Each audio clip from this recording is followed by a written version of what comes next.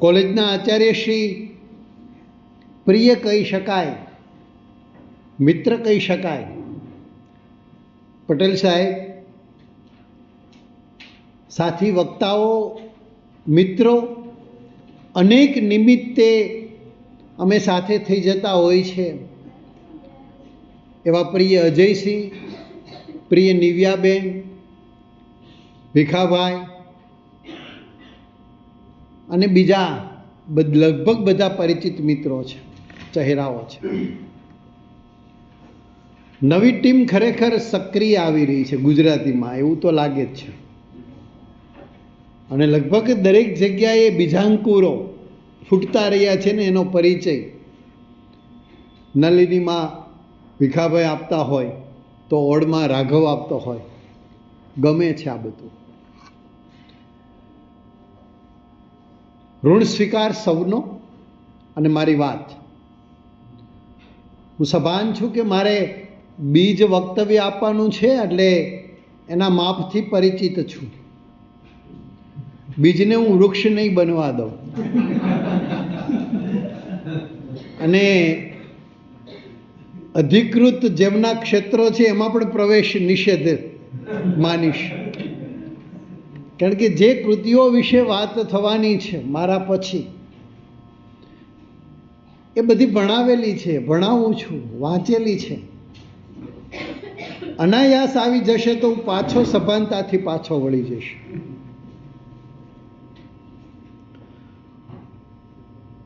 કૃતિ સમીક્ષાના માપદંડો, આ વિશે મારે જરા ઈશારો કરવાનો છે, સંકેત કરવાનો છે. આ માપદંડ શું છે ભાઈ? આ દંડ તો ક્રૂરતાનો પર્યાય છે, પણ સિદ્ધાંતને પણ અનુસરે છે ને શિસ્તને પણ વફાદાર છે. આ દંડ શિસ્તનો પ્રતિનિધિ છે, કૃતિ સંદર્ભે તો ખાસ. એક દિશા, એક માર્ગ બતાવે છે આપણને આ માપદંડો. કૃતિ પાસે જવાની શરતો મૂકે છે અને ગયા પછી એમાં પ્રવેશવાના માર્ગો ચીંધે છે. પ્રેમપૂર્વક જવું પડે કૃતિને, કારણ કે ચાહતા હોય ને એ જ કૃતિ પાસે જાય. એટલે પૂર્વ શરત એ છે કે રસ તમને સાહિત્યમાં, સાહિત્ય કૃતિમાં, સર્જકના સર્જનમાં, ક્યારેક એવું બને કે સર્જકમાં રસ ન હોય પણ સર્જનમાં રસ હોય, તો એ રસ તમને કૃતિ પાસે લઈ જાય. એ રસ તમને કૃતિના મર્મો ઉકેલવા મજબૂર કરે. એ કૃતિના અર્થ ઉઘાડ સાથે તમારું પ્રફુલ્લિત મન કેટલા આનંદિત સ્ફુલ્લિંગોની અનુભૂતિ કરે. આ યાત્રા એટલે કૃતિ પ્રવેશ છે. પ્રવેશ છે, પછી એક્ઝિટ નથી. એમાં જો એ કૃતિમાં તમે પરફેક્ટ પ્રવેશ નથી કર્યો તો પછી એક્ઝિટ છે, નિકાસ છે. પણ કૃતિમાં રીતસરનો પ્રવેશ થયા પછી એના વિશેષોથી તમે આત્મસાત થાવ તો એ કૃતિ તમને પછી બહાર નીકળવા નહીં દે, પછી તમારા ચિત્તમાં ઘર કરી જશે અને સહજ રીતે તમારા વાણીના માધ્યમથી વ્યક્ત થશે. આપણા મૂર્ધન્ય ગણાયેલા એકમાત્ર કવિ ઉમાશંકર બહુ સ્પષ્ટ કહે છે કે સૌંદર્યો પી ઉર જરણ ગાશે પછી આપ મેળે. કૃતિને આત્મસાત કરવાની છે, કૃતિના મર્મોને ઉકેલવાના છે અને એ ઉકેલવાનું દિશા દર્શન કરે એ કૃતિ સમીક્ષાના मापदंडों कहवाए। कोई शर्त होती नहीं प्यार में, मगर प्यार शर्तों पे तुमने किया। એટલે કહી શકાય કે કૃતિ સમીક્ષા માટે એક કન્ડિશન હે, કન્ડિશન્સ એપ્લાઇડ, કે ભાઈ તમારે તમારી શરતે નહીં, કૃતિની શરતે કૃતિમાં પ્રવેશ કરવો પડશે, વિવેક જાળવવો પડશે. કૃતિને કોઈ એક ચોક્કસ અર્થ હોતો નથી.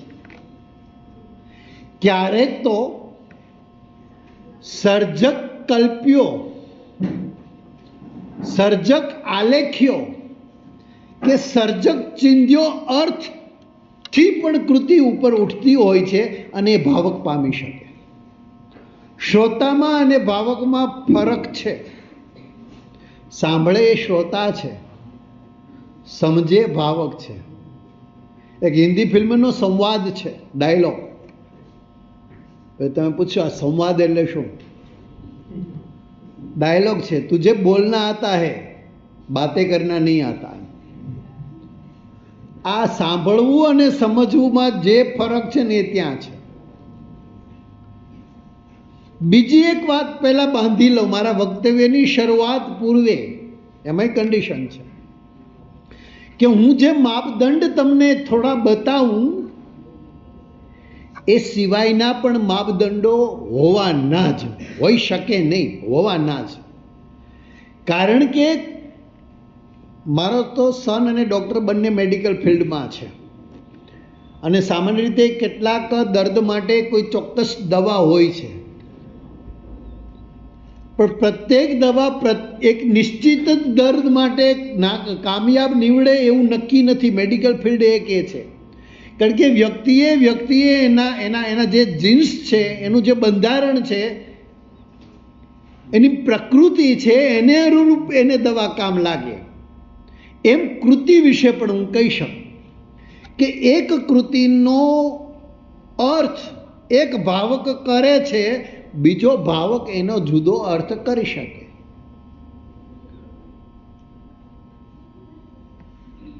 લવિંગ કેરી લાકડીએ રામે સીતાને માર્યા જો, ફૂલ કેરે દલુડીએ સીતાએ વેર વાર્યા જો.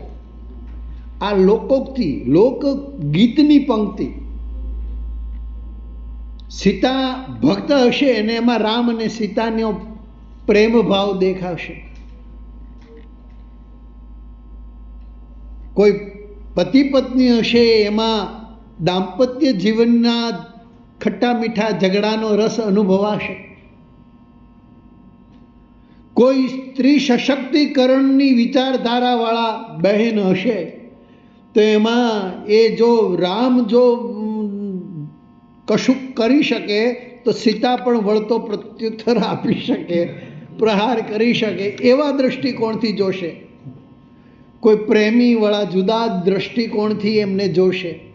અને કોઈ આધુનિક સમીક્ષક એમાં કેટલાક જુદા સંકેતો, લવિંગની લાકડીમાં એ પુરુષના પ્રતીક તરીકે છે, પૌરુષીય ઓળખ છે, અને ફૂલનો દડુલો એ સ્ત્રીના સૌંદર્યની આઈડેન્ટિટી બને છે. એમ કહીને એક સ્ત્રી અને એક પુરુષ વચ્ચેના શારીરિક સંબંધોનો નિર્દેશ કરે. જૈસી જિસકી સોચ, બાઘો કે છે ને એમ. તો આમાં એવું છે ભાઈ, જૈસી જિસકી સોચ. પણ અંતે કવિતાએ સિદ્ધ એ કરવાનું છે જે આપણા મીમાંસકો કહી ગયા. કાવ્યની ઓળખ આપી, રસ પ્રાપ્તિ થવી જોઈએ, કાવ્યથી આનંદ આવવો જોઈએ, પરોક્ષે બોધ પણ મળી શકે. ભલે પછી આપણા આધુનિકોએ ગાયું કે હું ક્યાં અહીં મારું કે તમારું એકેય કામ કરવા આવ્યો છું, હું તો બસ ફક્ત ફરવા આવ્યો છું. પણ એ ફરતા ફરતા પણ સાહિત્ય જગતમાં, કૃતિ લોકમાં તમે ફરો છો તો શબ્દબોધ પણ મળે, અર્થબોધ પણ મળે, રચનાબોધ પણ મળે. કોને મળે? એક કાવ્યનો વ્યાસંગી હોય, એક કથા વ્યાસંગી હોય, એ વાર્તા વ્યાસંગી હોય. વ્યાસંગી એટલે અભ્યાસુ. એમ કહીને મેં મારા 6 વિવેચના પુસ્તકોના નામ કહી દીધા તમને. કવિ આ કહે છે, એને કહેવું છે એક વાત, પણ જરા જુદી રીતે વાત કરે છે. કહેવાની એક રીત આપણને ગમે છે તો બીજી રીત આપણને વિશેષ ગમે છે. હું મારી વાત અહીંથી મૂકું છું તમને, એ જ વાત હું કોઈ લયમાં મૂકું તો તમને સ્પર્શે. તો રચનામાં, કૃતિમાં લય અનિવાર્ય છે. રસની વાત કરીને, આનંદની વાત કરીને, આપણે ત્યાં આપણા પૂર્વસૂરીઓએ કૃતિ નિર્માણના કેટલાક માર્ગો બતાવ્યા છે કે સર્જન કોને કહેવું. હવે એ સર્જનને કઈ રીતે ઉકેલવું એના રસ્તાઓ પણ ચીંધ્યા. એ ઉકેલવાના રસ્તા એટલે જ આ કૃતિ સમીક્ષાના માપદંડો. રાઈટ? એક નાનકડું તમારા વ્યવહાર જગતમાંથી દ્રષ્ટાંત આપું, પછી હું સાહિત્ય જગતમાં પ્રવેશું. મેં મારી સામે મારો ટાઈમર ચાલુ કર્યું છે, એટલે મને ખ્યાલ આવે કે મારે ક્યાં અટકવાનું. હા, સભાનતા હોવી જોઈએ. તમે કોઈ વસ્તુ ખરીદવા માટે બજારમાં જાઓ છો ત્યારે તેની કિંમત જુઓ છો. કોઈ વસ્ત્ર ખરીદી રહ્યા છો, માનો, એની કિંમત જુઓ છો, એનો કલર, રંગ જુઓ છો, એની ડિઝાઇન, એની પર પડેલી ભાત, એ ફાટે પણ ફીટે નહીં એવી છે, એ જુઓ છો. પછી એનું પોત તપાસો છો. આ કવિતાનું પણ પોત છે, પૂછજો અજયસિંહને, નિવ્યાબેનને કે આ પોત એટલે શું, એની થિકનેસને, એનું ટકાઉપણું, એમ એ તપાસો છો અને પછી ભાવતાલ કરો છો. હે, તો એક જ કિંમતના અનેક વસ્ત્ર વિવિધ રંગ ભાતે જુદા જુદા આકર્ષણનું કારણ બને અને એમાંય તમને પસંદગીના પદાર્થ પર કળશ ઢોળો, એટલે કે પસંદગી કરો, તો એ તમારી રસ રુચિ થઈ. એટલે માપદંડો જો હું અહીં દુરાગ્રહે વ્યક્ત કરું તો શક્ય છે કે તમારી સમીક્ષાના માપદંડો જુદા હોઈ શકે. આ પહેલી વાત. અજયસિંહ છંદોલય વિશે વાત કરે કે નિવ્યાબેન મેઘાણીની કૃતિ વિશે વાત કરે તો એ એમના દૃષ્ટિકોણથી વાત થઈ. આ પરિસંવાદનો હેતુ શું છે ભાઈ? તમારે ત્યાં 2 સમૃદ્ધ અધ્યાપકો છે, અમને રૂપિયા ખર્ચીને જમાડીને આવો ખર્ચ અમરીશભાઈ હુકમ કરે, એમની ઘેરે ન જમાડી દે, અધિકાર છે. અને આ જ કૃતિ તમે ભણો છો, જે કોલેજોમાંથી આવે છે મિત્રો, એમને આ પ્રોફેસર્સ એમને આ કૃતિ ભણાવે છે, એટલે અમારું શું અહીં કામ છે?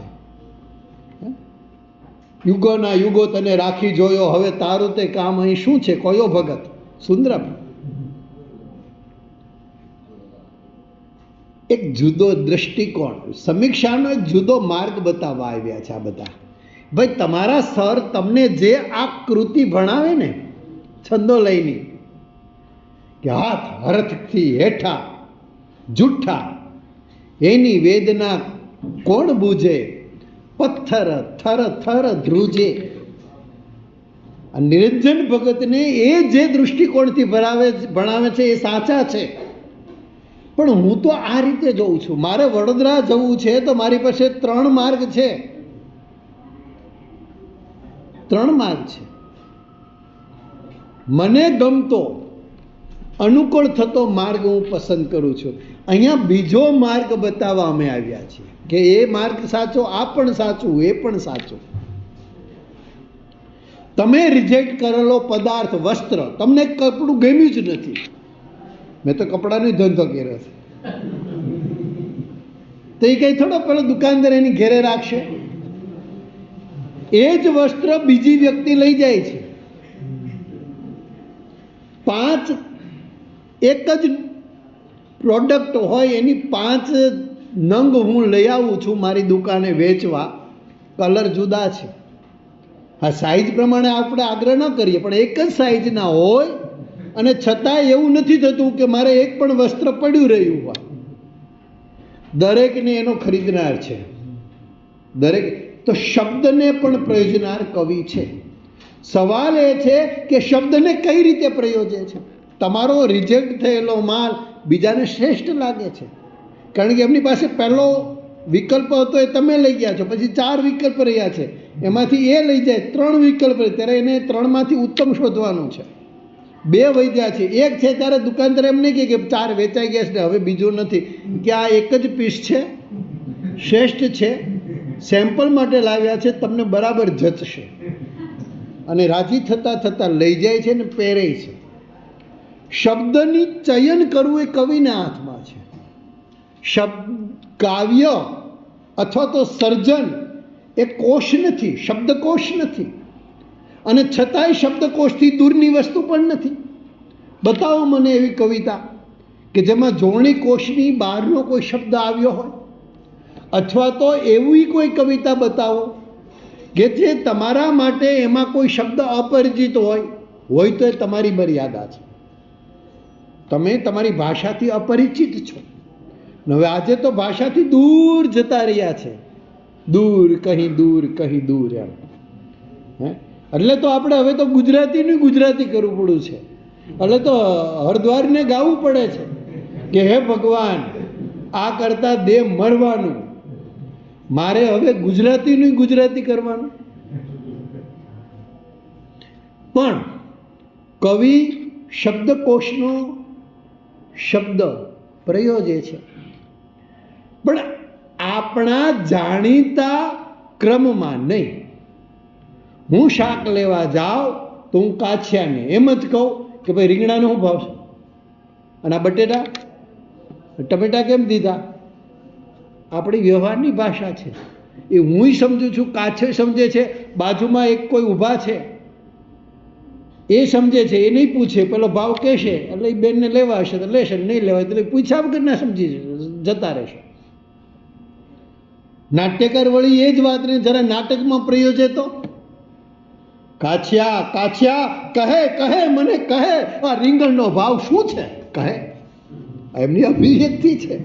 હું નાટ્યકાર હોઉં તો આ શૈલીએ હું માર્કેટમાં ન ચાલું, ફેંકાઈ જાઉં, મને વેચે નહીં કે નથી દેવા, આગળ જા. ભદ્રના ટિકિટ બારી પારસી બાપુ જે કોઈ મેળ થયેલો લાગે છે એમ કહે મને. તો કવિ કોશનો શબ્દ પોતાની કવિતામાં પ્રયોજે છે. એનો એક અર્થ આપણે જાણીએ છીએ, કવિ એનો બીજો અર્થ આપે છે. આ પહેલી વાત. એ શબ્દ વળી ક્રમ આપણા નિશ્ચિત ક્રમ છે વ્યવહારની ભાષાના ક્રમથી એ ક્રમને આંતરીને જરા જુદી રીતે. માની લો કે અમે આવતા હતા ઉડતા, લગભગ હું ને વાઘેલા સાહેબ ગાડીમાં હમણાં જ, અને મેં આ મિત્રોને કીધું કે હું 22-25 મિનિટમાં અહીં પહોંચ્યો, ત્યારે અમને આશ્ચર્ય થયું. અમને સેજ વળાંક આવતો હતો ને તે બ્રેક મારવી પડતી હતી, નહોતું ગમતું. સીધો રસ્તો આવતો તો મજા આવતી હતી. હવે એ જ હું આબુ જાઉં છું, સેલ્ફ ડ્રાઈવ કરું છું, અને એના કર્વ જે છે, સર્પાકાર માર્ગ છે, એ મને આનંદ આપે છે. અજયસિંહ,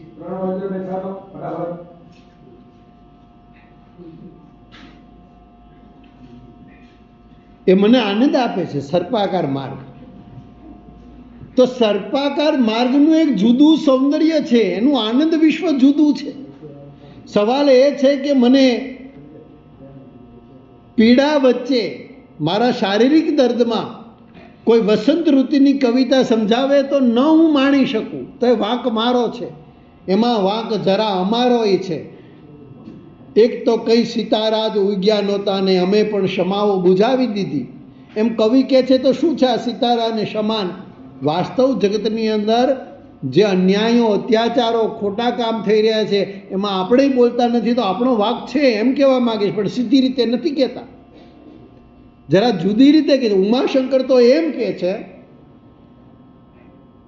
રાઘુભાઈ કે કવિની કવિતામાં એક વખત પ્રયોજાયેલો શબ્દ બીજી વખત પ્રયોજતો નથી. હજી પૂર્ણ વિરામ નથી મૂક્યું, અલ્પ વિરામ છે, અને પછી આગળ લખે એ જ અર્થમાં તો ક્યારેય પ્રયોજતો નથી. જેટલા છે બારી ને બારણા આ ઘરમાં, એથી વધારે છે ભીત. તમે જો 4 ભીત છે, તો અહીં તો 2 બારણા ને 2 બારી પણ છે, પણ માપમાં ટૂંકા પડે. તો આ બારી બારણા આઝાદીનું પ્રતીક છે, આવાગમનનું, હવા ઉજાસનું પ્રતીક છે. ભીત છે અવરોધ. મારે આ રૂમમાં જવું હશે તો દરવાજાનો ઉપયોગ જ કરવો પડશે. તમે બેઠા છો એની બાજુમાં જ બીજા બેચ પર મારું પુસ્તક કે મોબાઈલ પડ્યો છે, એ હું હાથ લાંબો કરીને નહીં લઈ શકું, કારણ કે દિવાલ નડે છે, એટલે મારે ફરીને તેટલું જવું પડશે. તો આ દિવાલ છે એ અવરોધોનું પ્રતીક છે, વિઘ્નોનું પ્રતીક છે, આપણા નીતિ નિયમોના માપદંડોનું પ્રતીક છે. આ માપદંડ જ મને મળે. અછાંદસભાઈ કેમ આવ્યું? અછાંદસ આપણે ત્યાં આવ્યું કેમ આવ્યું? છંદ મુક્તિની દિશામાં ચાલતા ચાલતા છેક પહોંચી જવાયું છે ગોકુળમાં. એની જેમ આપણે અછાંદસ સુધી પહોંચ્યા અને પછી ગદ્ય કાવ્યો પણ લખાયા. બાકી તો છંદમાં ન લખે કવિ ન કહેવાય. તમે જુઓ, મધ્યકાળ તો તપાસો, અર્વાચીન પણ તપાસો. હતો હું સૂતો પારણે પુત્ર નાનો, રડું છેક તો રાખતું કોણ છાનો. સાહેબ મને આવડો થોડું ગાતા. કે પછી પૂરી એક અંધેરી ને ગંડુ રાજા, ટકે શેર ભાજી ટકે શેર ખાજા. એને હું ગાઈ શકું. પૂરી એક અંધેરી ને ગંડુ રાજા, ટકે શેર ભાજી ટકે શેર ખાજા. કોઈ મને કે ના બીજી રીતે ગાવ સાહેબ, આમાં નિષ્ફળ જશો તમે, હું વળી જાણીતા રાગે ગાઉં. પૂરી એક અંધેરી ને ગંડુ રાજા, ટકે શેર ભાજી ટકે શેર ખાજા, હજી રૂઠ કર તુમ. અમરીશભાઈ કહા શોખીન છે, કહા જા. તમે જો રસ પડે છે ને, હું વાંચી જાઉં, પછી હું લયબદ્ધ પઠન કરું અને પછી હું ગાઉં છું, તો આ સૌંદર્ય ગામિતાના માર્ગો છે.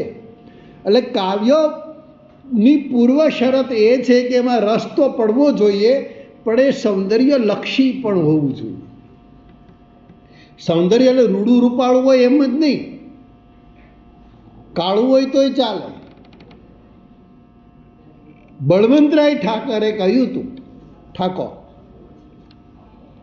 બક ઠાકોર સેહેની ઉપના, હા એ છે દુરારાધ્ય છે, કે ખાબોચ્યું પણ, પાણીનું ખાબોચ્યું પણ વિરાટ આકાશનું પ્રતિબિંબ ઝીલતું હોવું. સૌંદર્ય આ અર્થમાં છે, સૌંદર્ય આ અર્થમાં છે. કવિનો શબ્દ ઉમાશંકર યાદ આવે મને. એટલે કવિનો શબ્દ છે, જોડણી કોષનો પણ હોવા છતાં એમાં એક અર્થ નાવીન્ય છે, એક ચમત્કૃતિ છે. સામાન્ય લોકજીવનના શબ્દો છે. મીરાબાઈ ગાયો મીરાબાઈ કે મીરા હો ગઈ મગન, એસી લાગી લગન. આ લગન ને મગન ને જરા આપણો કવિ જુદી રીતે ગાય. એમ કે એક છોકરો એક છોકરી એકબીજામાં મગન થયા, લોક બિચારું સાવ જ ભોળું, હજો લોકોને ભોળા કીધા છે, એમ કહે કે લગ્ન થયા. હવે આ લગ્ન કેમ ન લખ્યું? એકાદ માત્રા વધારી દે. કવિ છે આગળ પાછળ, તુષાર શુક્લ તો પદ્મશ્રી પણ છે. હવે તો મૂકી શકે એકાદ માત્રાનું, લગ્ન કરી શકત, મગ્ન કરી શકત. પણ એને પેલા ભોળાને તાકવું છે, ગ્રામીણ સમાજને લેવો છે અને એક પરંપરાની સામે એક નવ્યતાનો આવિષ્કાર બતાવવો છે. એટલે લગન અને મગન ને ભોળું ને બધું મૂક્યું અને બીજી ઓળખ આપી દીધી કે પ્રેમ એટલે કે મગ્ન થવું, લગ્ન એટલે આ રીતે જોડાવું. પેલો તો ફેરાને એ તો સામાજિક ધાર્મિક પરંપરા છે ને એ તો રહેશે, પણ પહેલાં મનથી વરવું, હૃદયથી વરવું. હૃદય દાન જેવો શબ્દ છે આપણી પાસે. અને પછી પેલા પારંપરિક રીત રિવાજમાં જવું. આંખોમાં બેઠેલા ચાતક પૂછે છે મારું ચોમાસું ક્યાંક આસપાસ છે. તો આ ચાતક, આ ચોમાસું, આ બારી, આ બારણા, આ ભીત શું મને બતાવે છે? એક જુદો અર્થ આપે છે. એક જુદા અર્થ પાસે જવા મને મજબૂર કરે છે. વ્યવહાર ભાષામાં આ પ્રકારે નથી. વ્યવહારમાં હું કહું છું કે આજે રવિવાર છે, એનો અર્થ છે કે આજે રવિવાર છે. કોઈ ઉંમરલાયક વૃદ્ધ વ્યક્તિ એમ કે આજે રવિવાર છે તો એની ઈચ્છા મંદિરે જવાની હોઈ શકે. કોઈ પ્રેમી એક પ્રેમિકાને ઉદ્દેશીને કે આજે રવિવાર છે તો એનો અર્થ છે કે એને બગીચે ફરવા જવું છે, ફિલ્મ જોવા જવું છે. કોઈ બાળક એમ કે મારા આજે રવિવાર છે, એનો અર્થ છે કે એને કોઈ જગ્યાએ ફરવું છે, બગીચામાં કે કોઈ એ રીતે. શબ્દે શબ્દે પ્રગટ્યા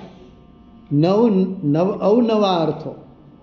કવિ એટલે બીજી વાત, માપદંડની હું વાત કરું છું તો જો મધ્યકાળની કૃતિના માપદંડો જુદા હોય, અર્વાચીન કૃતિના માપદંડો જુદા હોય. વળી અર્વાચીનમાં પણ સુધારા યુગની એક જુદી જરૂરિયાત હતી, જુદી માંગ હતી. એટલે તો એ યુગોના નામકરણો પણ આપણે એ રીતે કર્યા. સુધારક યુગ, પંડિત યુગ, ગાંધી યુગ. ત્યારે માપદંડો બદલાય છે. પણ છતાંય જે રીતે મેં તમને રસ કીધું, જે રીતે સૌંદર્ય કીધું, જે રીતે લય કીધું, છંદ અને અલંકારની પણ હું વાત કરી શકું. આ બધાનો સરવાળો એટલે કવિતા એમ પણ નહીં, એમ પણ કહી શકું. કારણ કે કવિતા તો આત્માની માતૃભાષા, આપણા ઉમાશંકર એમ કહે. એટલે ખરી કવિતા એ છે કે જે છાંદસ પણ હોય ને અછાંદસ પણ હોય. હા, લય જોઈએ, કારણ કે ગદ્યમાં પણ લય છે. અહીં તમે જોજો, હું તો ગાતો થોડુંક જ છું, મારું મોટાભાગનું વક્તવ્ય ગદ્યમાં છે. અજયસિંહ આવશે, નિવ્યાબેન આવશે, વાઘેલા સાહેબ આવશે, પ્રેમચંદ સર આવશે. એમના વક્તવ્યની અંદર ગદ્યમાં જ હશે અને છતાંય દરેકના પોતિકા લય હશે.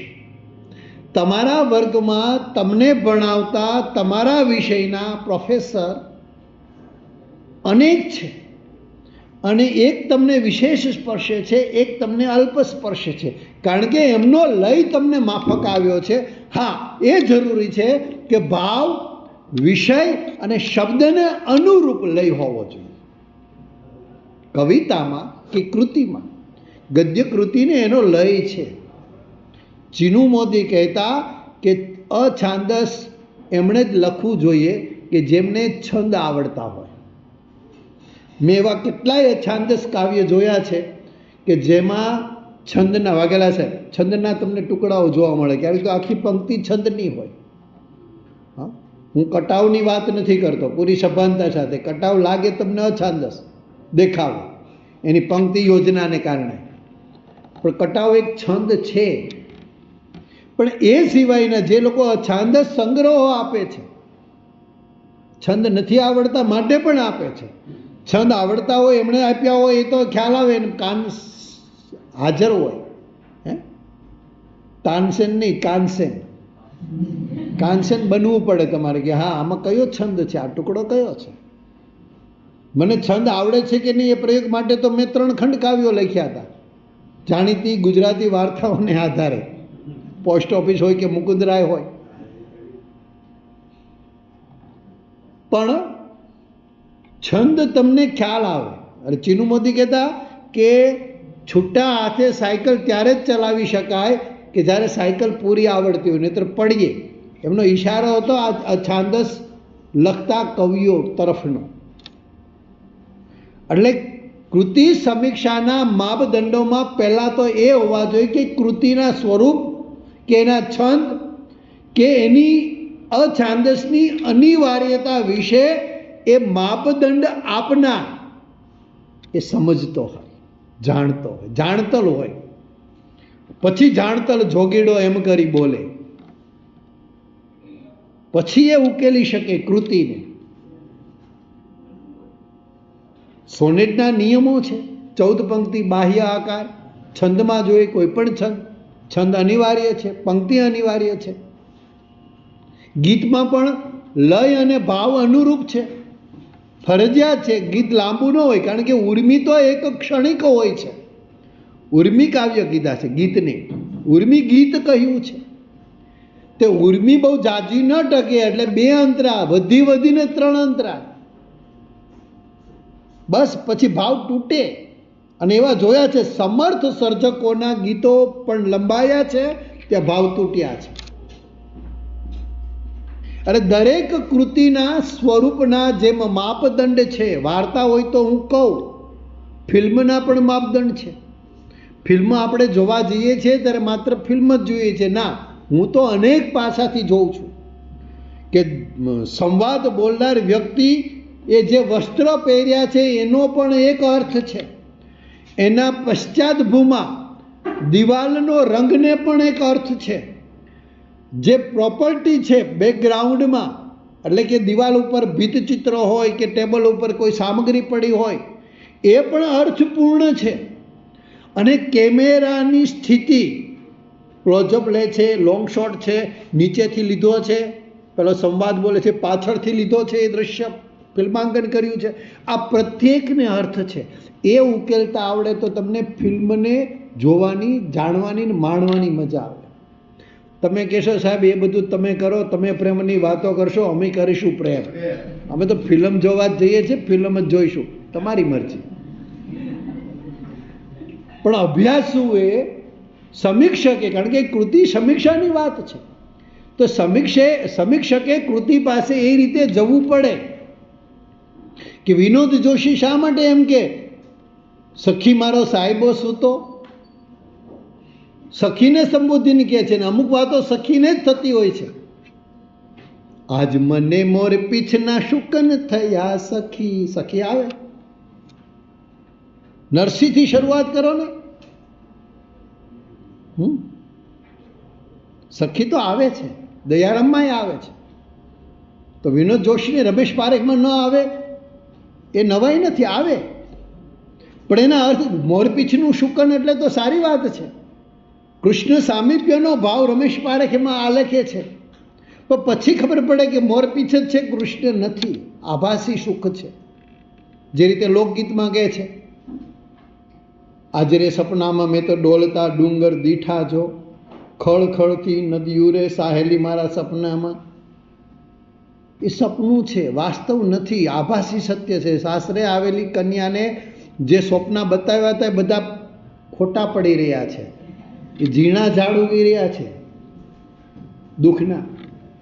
દુઃખના ઉગ્યા છે ઝીણા ઝાડ. જો કવળા સાસરિયામાં જેવું દોહલું રેલો, આ દોહલું છે એના દર્શન કરાવે છે, આભાસી સત્યનું, સ્વપ્ન દ્વારા. આ સ્વપ્નને તમને ઉકેલતા આવડે તો તમે કહી શકો કે હા અહીં લય ઉલ્લાસનો છે, પણ અર્થ પીડાનો છે. એ પીડાને પામતા આવડવી જોઈએ. પીડાનું પારિજાતને જો તમે પામી જાઓ તો પછી એનો પમરાટ કાવ્યનો તમે આત્મસાત કરી શકો.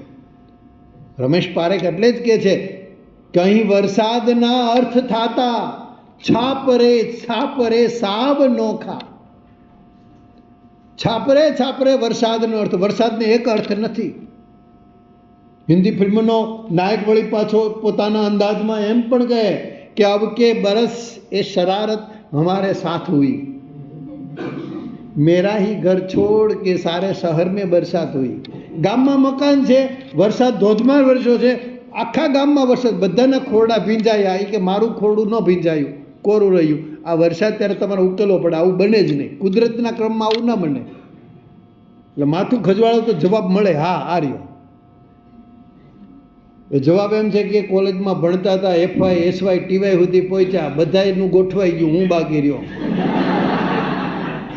ગામમાં બધા જ પરણી ગયા, મારો નંબર નથી લાગ્યો. હવે કે બરસ. હવે જો તમે અર્થ સમજો. પહેલી વખત મેં કીધું ત્યારે તમે લયથી પ્રભાવિત થયા હતા, હવે બીજી વખત તમે અર્થથી પ્રભાવિત થશો. અબ કે બરસ એ શરારત हमारे साथ हुई, मेरा ही घर छोड़ के सारे शहर में बरसात हुई. એટલે રમેશ કે અહીં વરસાદના અર્થ થાતા છાપરે સાવ નોખા.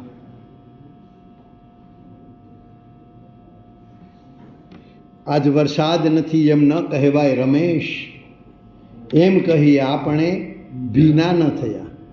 વરસાદ તો રોજ વરસતો હોય છે. અહીં તમને શું ખબર કે અહીંયા કોણ ભીંજાય છે ને કોણ વરસે છે?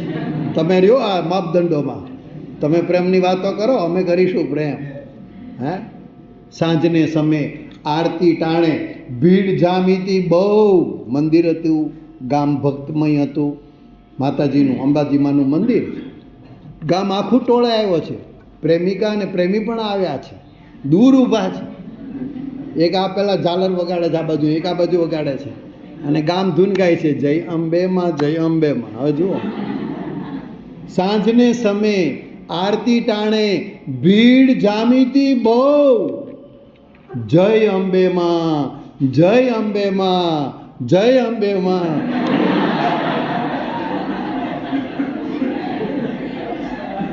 ધૂન ગાતા હતા સૌ. ત્યારે આ નાયક કહે છે કે ધૂન ગાતા હતા આપણે રાધે શ્યામ હો રાધે શ્યામ. એટલામાં તો આપણા બેવની વાત કરે છે ગામ. એટલામાં જો, એટલું નથી. ગામ મંદિર માતાજીનું ત્યાં રાધેશ્યામ પ્રેમનું પ્રતીક બનીને આવે છે. રાધેશ્યામ ને રાધેશ્યામ નથી, એ રાધા અને કૃષ્ણના પ્રેમનો સંકેત આ નાયક દ્વારા કહી દે છે. એટલામાં વાત થાય. એટલે મોરપીંછના શુકન શુભ હોવા છતાં કવિતામાં તો પીડાનું ટપાલ લઈને આવે છે. પછીની પંક્તિ ઉકેલો ત્યારે તમને ખ્યાલ આવે કે મોરને એનું કોઈ ચોમાસું સાંભળી આવે, એટલા લોચન વહ્યા સખી. આ લોચન વહ્યાથી તમને અર્થ પમાય. ગોરમાને 5 આંગળીએ પૂજ્યા ને નાગલા ઓછા પડ્યા. આ ઓછા પડ્યાનો અર્થ તમે પામો તો તમને એમાં નાયિકાની પીડાનો અહેસાસ થાય, અનુભૂતિ થાય. આ સર્જકે શું કરવાનું છે? શબ્દના માધ્યમથી કાવ્યની ભાવનાને ભાવક પોતીકી ગણતો થાય ત્યારે કાવ્ય સિદ્ધ થયું કહેવાય.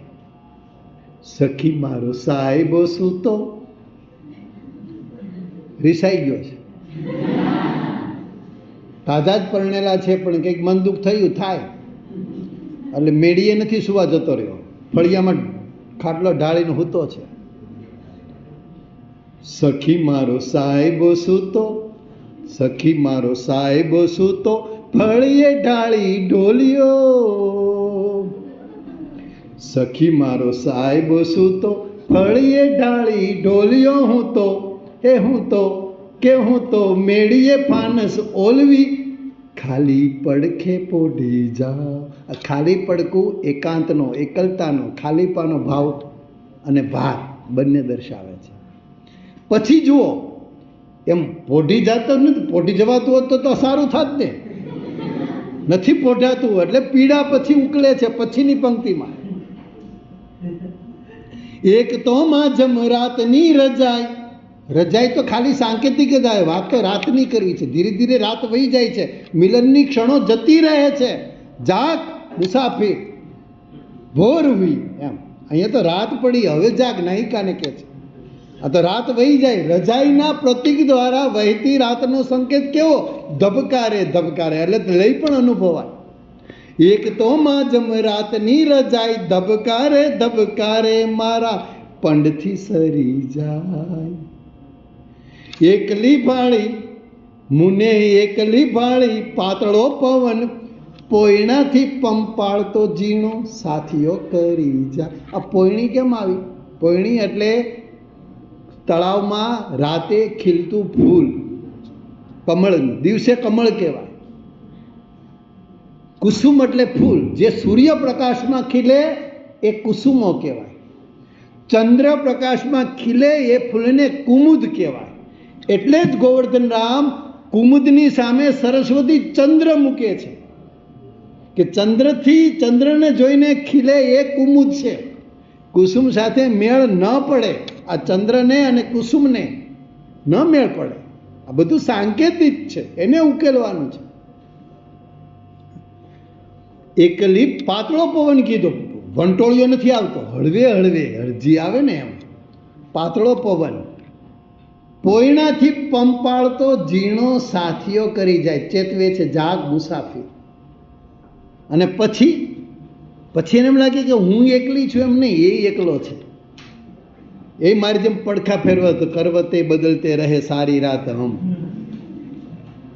એટલે એને અહેસાસ થાય ને પછી કે સખી મારો સાહેબો સૂનો, હવે સૂતો હતો, હવે સૂનો આવ્યો.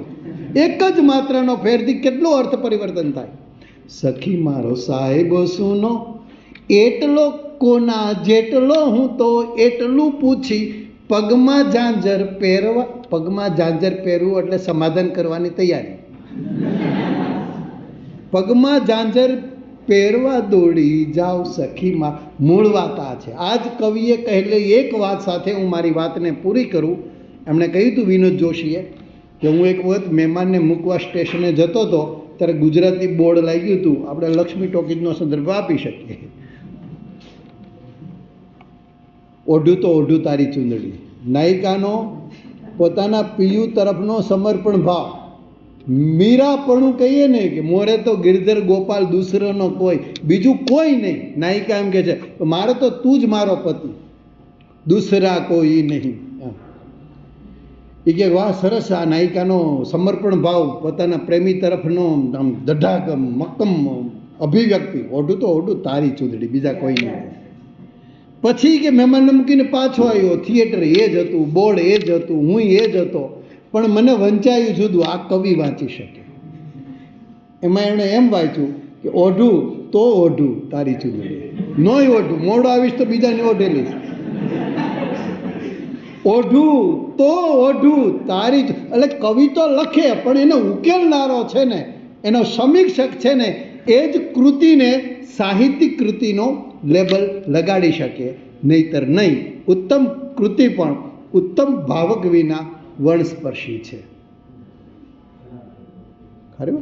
આ વાત અહીંયા ઓછા દ્રષ્ટાંતોથી અને અન્યના વિષયમાં છીંડું પાડ્યા વિના મેં મૂકી છે. મને લાગે છે કે આ બીજ અંકુરાયું ખરું, પણ એને વૃક્ષને વટવૃક્ષ બનાવશે મારા હવે પછીના મિત્રો. આભાર. સંસ્થા તરફનો અકાદમી.